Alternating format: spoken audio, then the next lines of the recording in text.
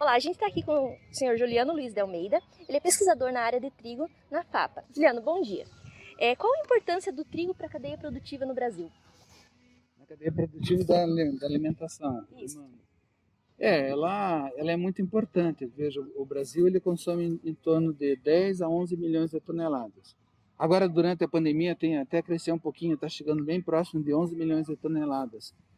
E nós aqui no Brasil, principalmente os 3 estados do sul, eles produzem somente a metade. Esse ano, se a safra for boa, talvez vai ser até um pouquinho mais da metade. Mas todo ano nós temos que importar metade do trigo que todo brasileiro consome. E devido à alta do dólar, esse trigo importado ele está custando muito e está puxando inclusive os preços internos. Então você imagina assim todo o impacto que isso tem para a cadeia alimentar do pessoal que come trigo, né, de todos os produtos de trigo. Veja que a farinha de trigo vai aumentar de preço, o preço do pão vai aumentar e o preço de macarrão e de todos os produtos vai aumentar, porque não tem outro jeito, entende? Com esse dólar nesse patamar, realmente vai aumentar bastante. Então a importância do trigo ela é fundamental para o controle de inflação, para a segurança alimentar de todos os brasileiros. Ok. Juliano, no passado, o trigo brasileiro tinha uma qualidade questionável, certo? Você julga que hoje o trigo brasileiro ele já chegou à qualidade da demanda do mercado? Em grande parte, sim. Então veja, lá no passado, no tempo ainda lá do Collor, o que aconteceu? As compras de trigo elas deixaram de ser do governo. Antes era todo o governo comprava todo o trigo, misturava tudo e distribuía e revendia aos moinhos. Desde o tempo do Collor, então o Collor ele liberou isso. Ele falou: ó, cada um compra da onde quiser. E o governo não comprou mais trigo. Então a partir daquele ano veio essa impressão que o trigo brasileiro era ruim. Na verdade, ele não era ruim, na verdade, ele não era focado para os diferentes nichos de qualidade. E a primeira coisa, então, que aconteceu é que os moinhos deixaram de comprar, em grande parte, os trigos aqui do Brasil e começaram a importar muito trigo, porque na época valia a pena. E E a qualidade naquela época era basicamente o que a gente chama era um trigo doméstico, era um trigo para fazer um pão fraco, que em grande parte o mercado satisfazia. Aí com o passar daquele tempo, e eu vivi bem aquele tempo, que foi bem assim o início da minha carreira aqui, o, todos os programas de melhoramento focaram para fazer um trigo de melhor qualidade, principalmente pensando no mercado de panificação. Então, hoje, todos esses trigos que vocês estão vendo aqui, com exceção dos trigos básicos, que é uma outra história que eu vou falar um pouquinho mais tarde, eles foram focados, então, para fazer um pão melhor.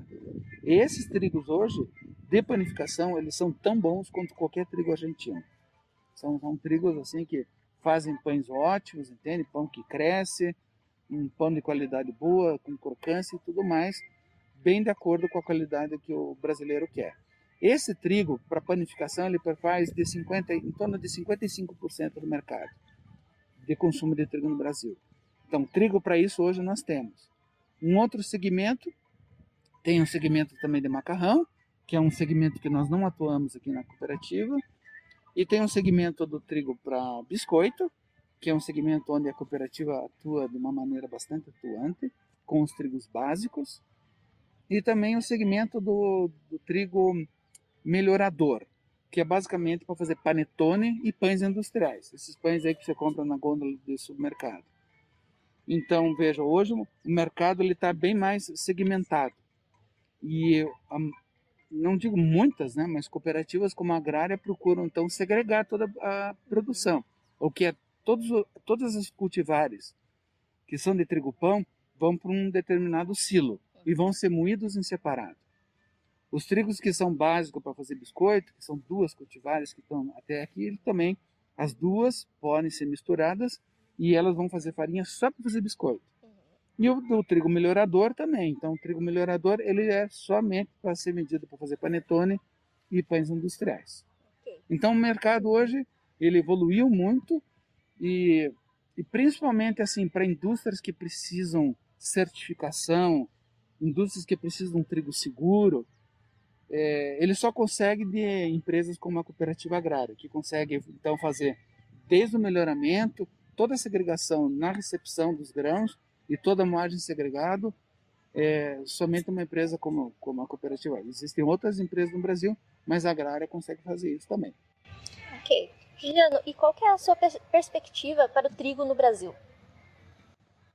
O trigo está num momento delicado, né? Porque, veja, aumentou, na nossa região não se planta milho safrinha. Hoje em dia não chamam mais de milho safrinha, chama de milho segunda safra. Então, nessas regiões, sudoeste do estado, entrando no Mato Grosso do Sul, grande parte do norte do estado do Paraná, o pessoal pratica o cultivo do milho segunda safra, que é o concorrente direto do trigo. Então, veja, isso não existia no passado. E hoje, então, o pessoal pensa muito bem, porque o milho está num preço muito bom. Já o pessoal aprendeu a plantar milho durante o inverno. Então, o milho é um concorrente forte. Na nossa região, o concorrente mais forte é a cevada, porque a cevada tem uma produtividade um pouco melhor e o preço, devido à indústria que ser a nossa maltaria ser a principal indústria da cooperativa, a cooperativa consegue fazer um preço um pouco melhor para os nossos cooperados. Quando comparado com o trigo é preço de mercado. A agrária não pode pagar muito mais pelo trigo do que o mercado fora paga, porque senão quebra o moinho de trigo, entende? Por isso que a gente tem que buscar esses nichos de mercado. Então, para te responder a pergunta, o trigo está num momento delicado e que ele vai ter que ter assim algum tipo de incentivo, algum tipo de política que estruture melhor o preço dele, porque senão o cooperado vai dar preferência para plantar outras coisas. O que os agricultores não podem esquecer é que se eles só plantarem milho safrinha ou se eles só plantarem cevada sobre cevada, milho sobre milho, você começa a aumentar o problema de doenças. Você começa a praticar o que nós chamamos de monocultura. Então, no verão, sempre soja, e no inverno, ou é sempre milho, ou é sempre cevada.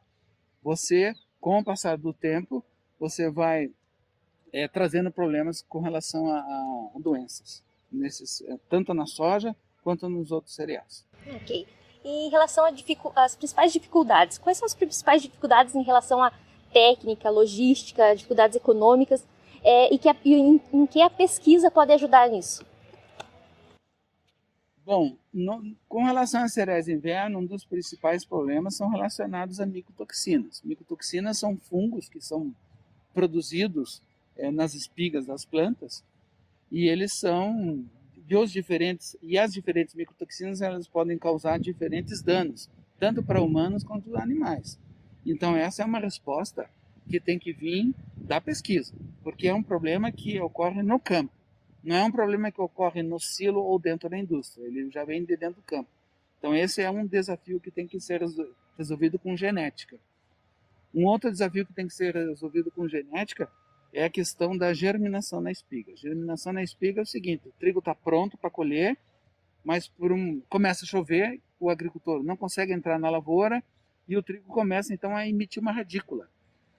Quando o trigo imita essa radícula, ele começa a degradar o amido que está lá dentro e o pão já não cresce bem, entende? Então, o nome desse que mede isso aí é o número de queda, ou falling number em inglês, em que se pega muita chuva, o número de queda vai muito para baixo e esse trigo não serve mais para fazer pão. Fica um pão abatumado, dentro do interior do pão tem mais células enormes, assim, você nem consegue passar a manteiga. Então esse é um problema bastante sério e ele também é resolvido com genética. Tem trigos que bastam um pouco de chuva já para começar a germinar. E tem trigos, como a maioria dos trigos que são cultivados aqui na região, eles têm uma boa tolerância à germinação na espiga. Então existem outros, mas esses dois são os principais problemas de qualidade relacionados então à segurança alimentar, relacionados à qualidade de produto, que eu lembro que são resolvidos com a genética. Ok, muito obrigada, Juliano. Gostaria de agradecer a sua participação. Obrigada. Eu que agradeço a entrevista. Juliano também, além do trigo, ele é pesquisador da aveia. Juliano, como que é a utilização da aveia no Brasil? Certo. Nós temos dois tipos de aveia aqui no Brasil. Nós temos a aveia branca, conhecida cientificamente como avena sativa, e a aveia preta, que se chama avena estrigosa. A aveia preta, que é a avena estrigosa, ela serve basicamente somente para cobertura do solo e também serve para forragem, para plantar, para fazer forragem. O grão dela é muito pequeno e daí ela não serve nem para alimentação humana e nem para alimentação de animais. Já a aveia branca, a avena sativa, que é essa que você está olhando aqui na nossa situação, ela pode ter uso tanto para animais quanto para humanos. E também ela serve para questão de cobertura do solo. Então ela tem um número de utilidades, de uso bem maior do que a aveia preta. Então veja, no caso da aveia branca, ela pode ser para consumo humano. Isso então são essas aveias aqui que nós estamos mostrando aqui, essas três que estão aqui. Elas têm um grão maior, um peso de hectolitro maior, e ao serem vendidas para a indústria de alimentação humana, eles descascam essa aveia, põem um jato de ar quente, e esse jato de ar quente eles vão inativar uma enzima chamada lipase, que degrada a gordura. E degrada essa enzima que degrada a gordura. Logo, a gordura da aveia não vai rancificar. A rancificação é aquela característica que quando você come um produto parece que você está comendo sabão. Isso quer dizer que a gordura foi degradada e aquele produto já está estragado. Então, no caso da alimentação humana, essa aveia ela tem que sofrer esse processo de temperatura para que ela dure mais tempo na prateleira, para que tenha um tempo de prateleira maior. E depois, finalmente, ela é flocada. Flocada é basicamente você pegar um grão, passa um rolo daquele grão já estabilizado, que já sofreu essa temperatura, e dele pode ser flocos grossos, flocos finos, flocos médios, ou o farelo de aveia, que tem esse apelo nutricional muito bom, que é um produto que tem alto teor de fibra alimentar solúvel e insolúvel. Aí a aveia também, o grão dela pode servir para animais, principalmente cavalos, é muito famoso o grão de aveia para cavalos, mas também ele serve para bovinos, e esse grão de aveia ele também pode servir então para plantar e fazer o pastoreio. Então existem cultivares como essa aqui, a Fapa 2, que ela é de forragem, ela é uma aveia branca forrageira.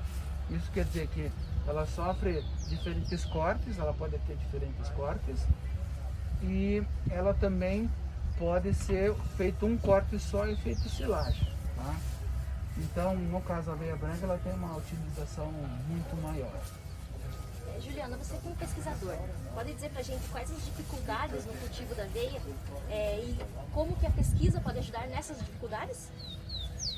A tua pergunta é boa. Então veja, o maior problema da aveia é que ela está concorrendo nessa região aqui, ela concorre com o trigo, ela concorre com a cevada, porque é na mesma época de semeadura. Entretanto, ela é uma vantagem porque você pode rotacionar com ela. A principal problema que ela teria é a questão de preço, porque o trigo e a cevada, principalmente a cevada, vale muito mais do que a aveia. Porque o número de compradores de aveia para grão é muito menor, sabe? São poucas as indústrias que a gente tem. Hoje, se você vai no supermercado e vê farelo e flocos de aveia, você vai ver uma grande quantidade de marcas, mas se você olhar atrás, o fabricante são 2 ou 3. Eles pegam, processam, empacotam e levam. Então, o número de compradores é muito pequeno. A questão também de cavalo, né? Então o mundo do cavalo é um mundo um pouco complicado, né? Então às vezes você vende, você não tem certeza se vai receber ou não. Então é complicado isso, sabe? Então no caso da cooperativa agrária a gente tem preferência de produzir aveia para vender para uma indústria grande, que é uma indústria que está preocupada em pagar certinho, todo esse tipo de coisa. Aí respondendo a tua pergunta, é a questão da qualidade do grão, né? Esse grão que vai para a indústria para fazer floco, ele tem que ter um alto peso de hectolitro, um pH, como a gente chama, acima de 50, para que você consiga fazer um floco bonito, que esse floco pode fazer tanto o floco grosso quanto o fino, que tenha um bom rendimento também do farelo de aveia. Então, nesse caso específico, o que a gente procura fazer é usar cultivares, como é o caso dessas duas, o Orrécia altiva e o Orrécia monarca, que tem um alto peso da Nós tentamos atuar por aí. Um outro problema que ocorre com frequência na aveia é a questão do acamamento. Então, quando as aveias deitam ao solo, então se a aveia cresce demais, ela deita, o grão não enche direito, começa a ter problema de insetos, começa a ter problema de micotoxinas. Então a gente também procura cultivares geneticamente mais baixos, para que não ocorra o acamamento, e com o como mais forte também. Então, Juliano, você trouxe pra gente aqui um gráfico que mostra a produção, a maior concentração de produção de aveia, certo? Ela é mais concentrada na região sul, isso? 95% da aveia branca produzida no país estão nos 3 estados do sul. Existe um pouco de produção até no Cerrado brasileiro, mas daí é já nessa condição irrigada. Tá? Agora, uma produção de aveia comercial são nesses locais aqui. Até 20 anos atrás, o Paraná era o principal estado produtor de aveia branca, mas daí esse pessoal aqui do norte do Rio Grande, indo até Missões, eles começaram a se especializar em aveia também, porque também naquela época o principal comprador de aveia flocos ficava aqui em Porto Alegre, que era a indústria Quaker. Hoje, por incrível que pareça, a fábrica da Quaker fechou e eles arrendam uma indústria aqui no Paraná. Arrendam não, eles têm um acordo lá e essa indústria chamada SL Alimentos, que é de Mauá da Serra, eles fazem aveia para Quaker, fazem aveia para Nestlé, fazem aveia para quase todo mundo, para Yoki também.